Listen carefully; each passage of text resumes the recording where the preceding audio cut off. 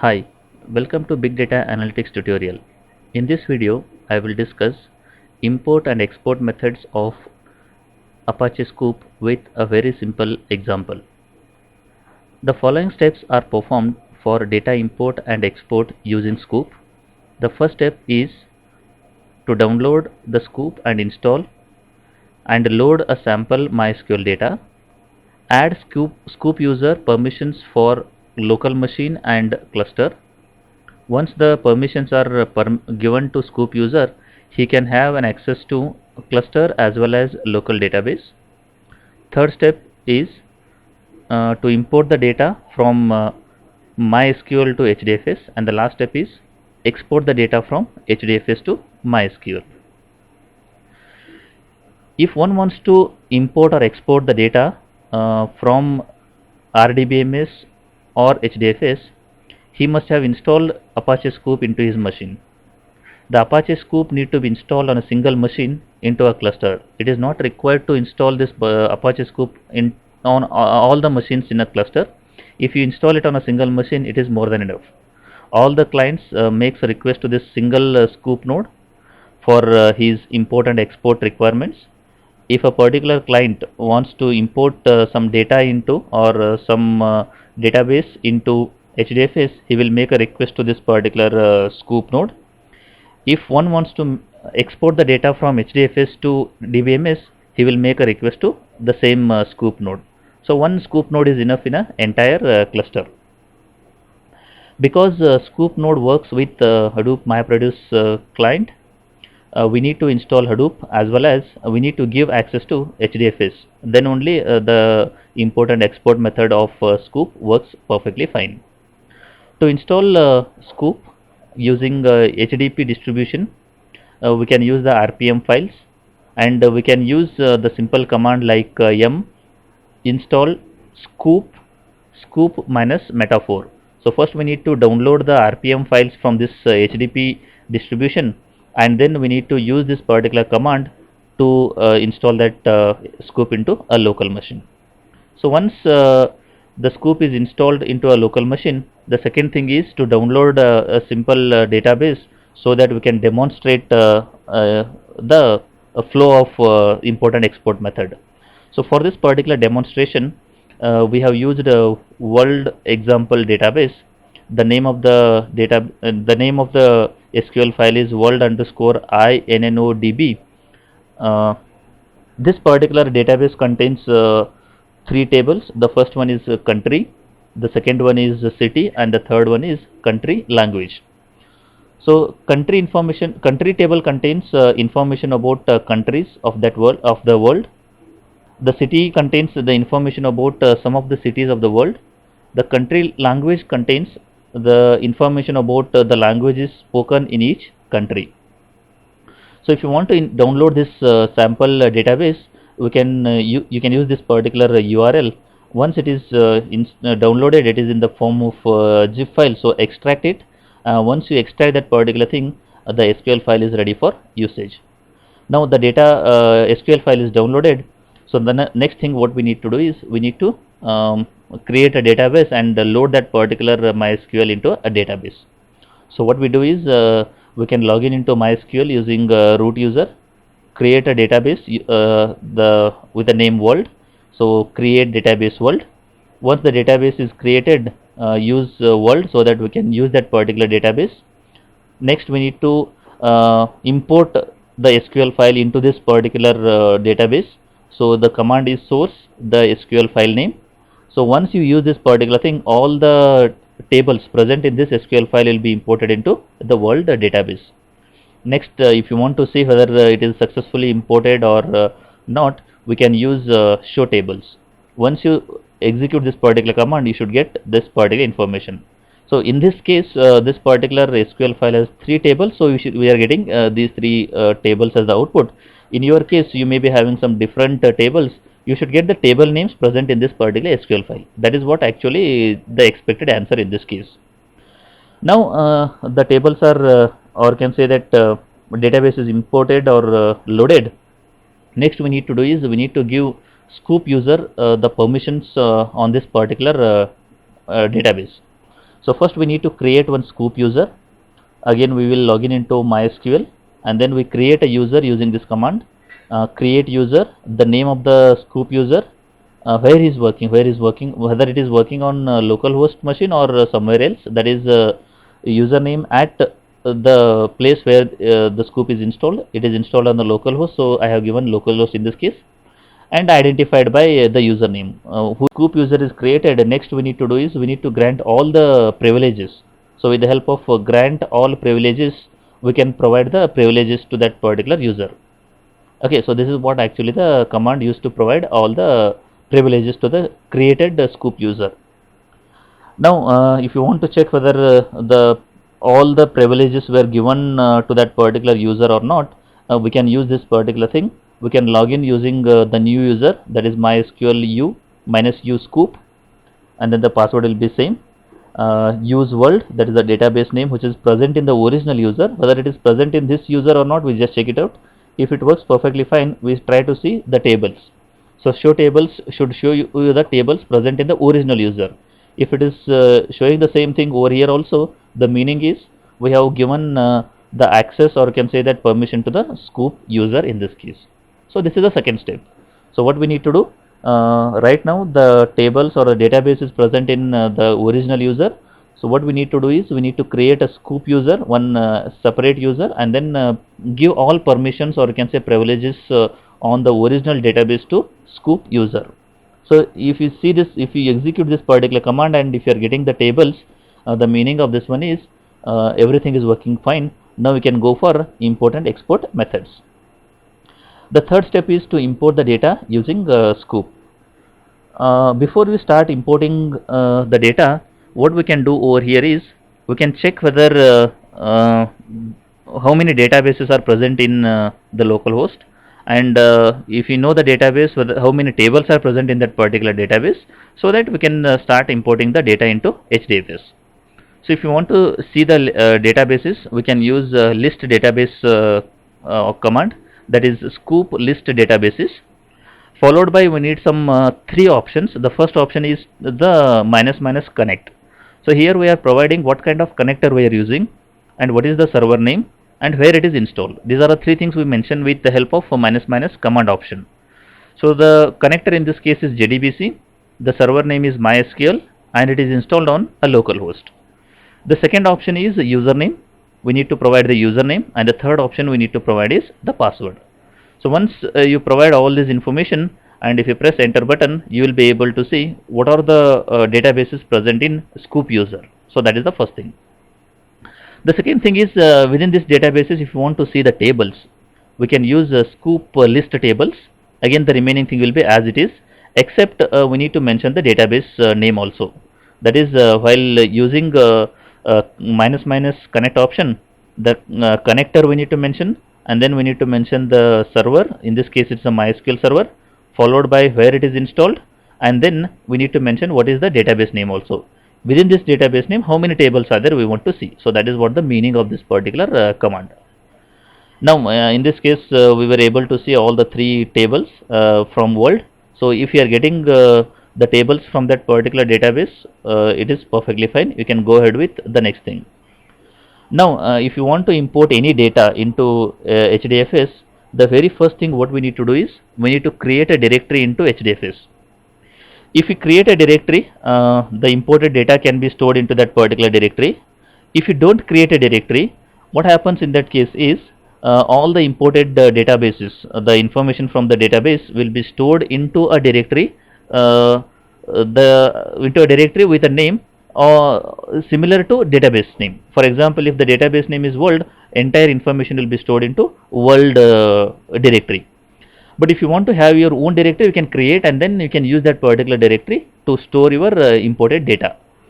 So how to create a directory? So if you want to create a directory, we can use hdfs dfs minus mkdir command, and we can mention what is the name of the directory here. So in this case, I have mentioned the name of the directory is Scoop minus MySQL minus import. Within this particular directory, I want to import all the data. Now if you want to import, you can say that the city table into HDFS, we can use this particular command.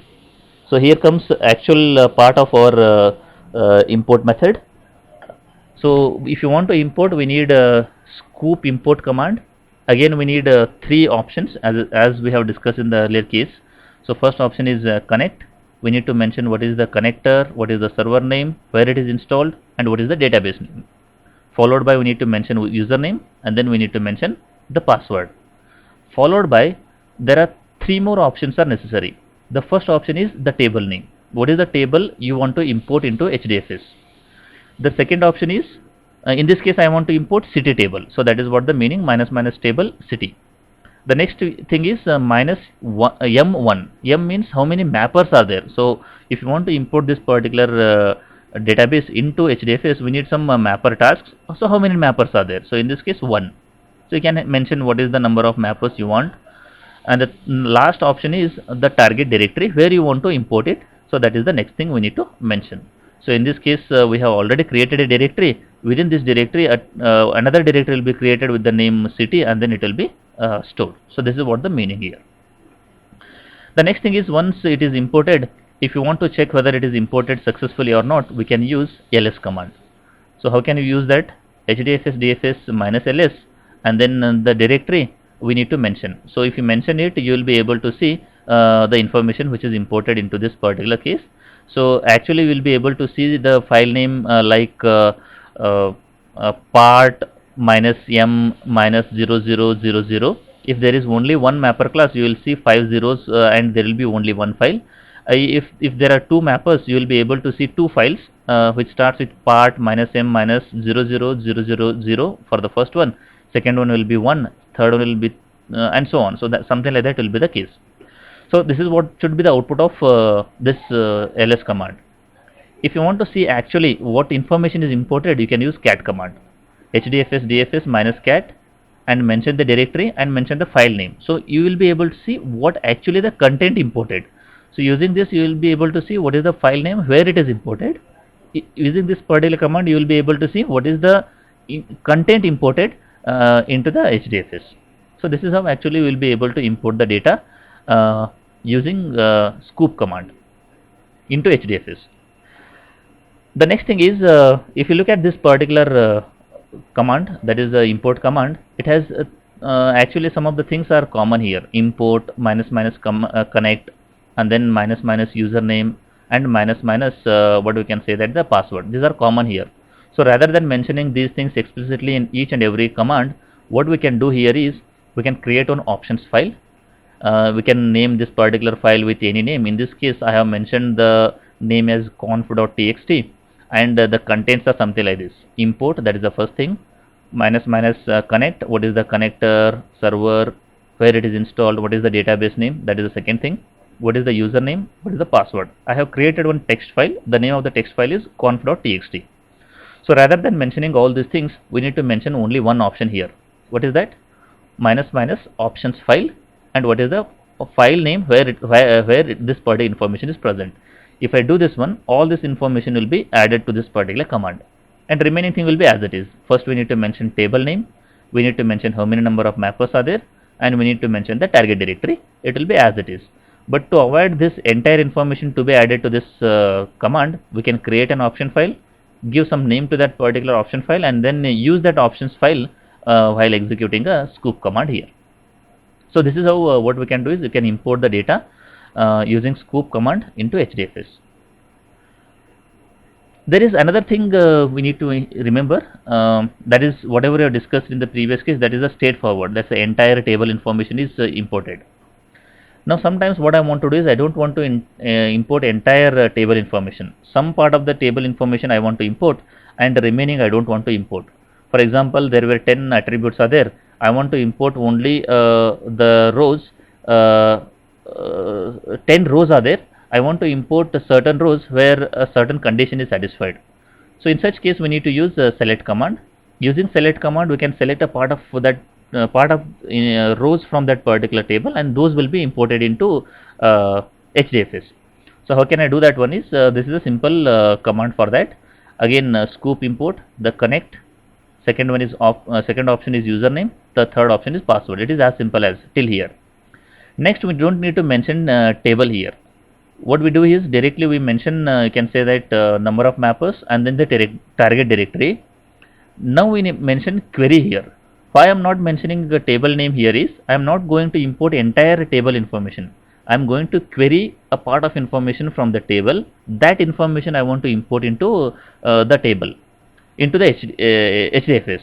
So because of that I am not mentioning table name here. I am just mentioning how many number of mappers are there, and then I am mentioning what is the target directory.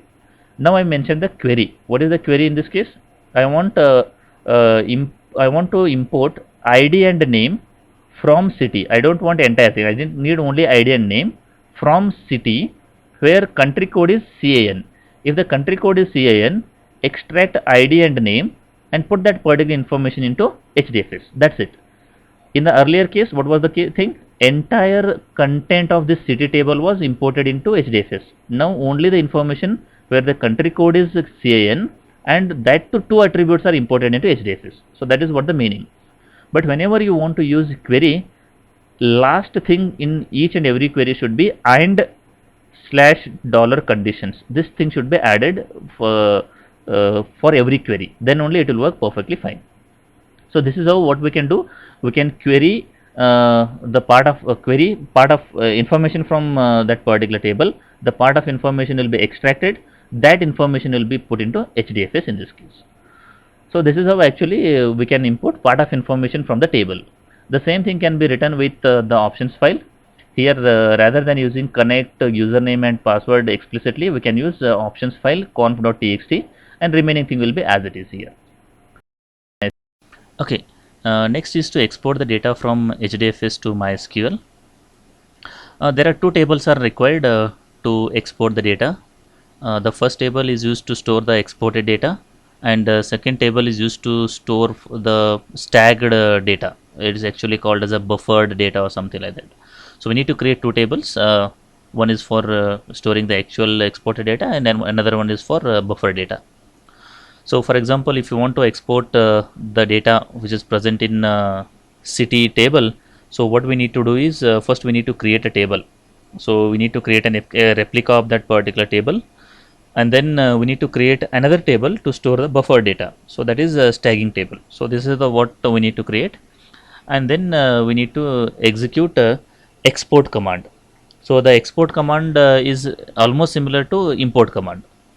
So before we export, what is the thing we need to do? We need to create two tables. One is to store the actual data, exported data, and another one is staging table, which is used to store the buffer data. Now the command to export looks something like this: scoop export, and then followed by what we can do is we can use this particular three options again: connect, username, and password. Followed by we can mention what is the name of the table where we want to export the data. That is, in this case, the table name is city export. We have already created that particular table, and then we need to mention what is the staging table name. In this case, city export staging, that is the name. And then we need to mention that is whether some data is already present in the staging table or not, because if the same table was used earlier and if some information is already available, it will not work. So clear that particular data with the help of minus clear option. And then we need to mention how many number of mapper tasks are there. In this case, the 4 tasks are mentioned, and then where actually the data is present. So that is from where we want to export the data, that is export directory. In the previous case it was import directory, now it is export directory. That's the name of the directory we need to mention. So from this particular directory the data will be exported and stored into city export. So this is how actually we can export the data from HDFS to MySQL. So there is a shortcut method to this also. In the previous case we have seen we can create an options file. Similar to that, we can create an options file here which contains the connect, username, and password, so that we can avoid this particular thing all the time. So that is the only intention of using this particular the last one. So one thing we need to remember is we are using export here. In the earlier case we are using import command, and these things will remain same, that is connect, username, and password. And there we were using the table to mention from where we are importing. In this case we are mentioning the table name to say where we are going to export the data. and these two things are required. One is called as a staging table, and we need to create the staging table. This is the two extra things are necessary in export method. And the next one is how many number of mapper tasks are required. The same thing was present in import also. In import we have used import directory where we want to import. Now we are mentioning export directory from where we are going to export the data. So that is how actually the two commands looks like. This is how what we can do is we can follow the steps so that we can import some data from can say that server MySQL server into HDFS cluster, and we can export the data from HDFS to MySQL server. I hope the concept is clear. If you like the video, do like and share with your friends. Don't forget to subscribe the channel for more videos. Press the bell icon for regular updates. Thank you for watching.